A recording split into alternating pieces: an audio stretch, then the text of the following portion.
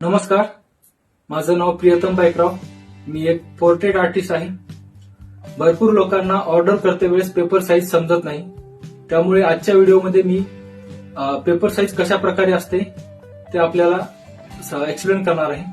तर सर्वात अगोदर ही आहे A4 साईज. तर पेपर हा जीएसएम मध्ये मोजला जातो, म्हणजे जीएसएम मध्ये पेपरची जाडी. मी जो पेपर वापरतो तो हा 200 जीएसएमचा आहे. नॉर्मली तुम्हाला समजायचं असेल तर झेरॉक्स पेपर जे असतात ते 70 जीएसएम किंवा 60 जीएसएम चे असतात, म्हणजे त्यांची जाडी खूप लहान कमी असते.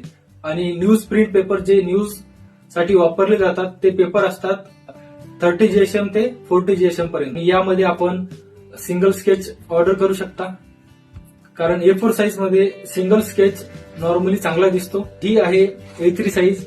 A3 साईज मध्ये आपण सिंगल, कपल अशा प्रकारे स्केच ऑर्डर करू शकता. तिसरा हा पेपर आहे A2 साईज. यामध्ये आपण सिंगल स्केच, कपल स्केच किंवा जवळपास 4 पर्यंत आपण स्केच यामध्ये ऍड करू शकतो. 4 पेक्षा जास्त स्केच आपण या पेपरमध्ये ऍड केले तर ते उत्तम दिसणार नाहीत.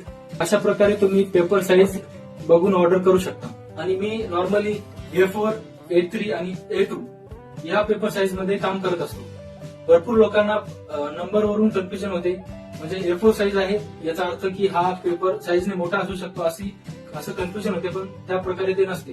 जेवढा नंबर कमी असतो तेवढी पेपरची साईज जास्त असते. तर A4 पेक्षाही कमी साईजचे पेपर असतात, जसे की A5, A6 आणि A2 पेक्षाही मोठ्या साईजचे पेपर देखील असतात, जसे की A1, A0 अशा प्रकारे पेपर असतात.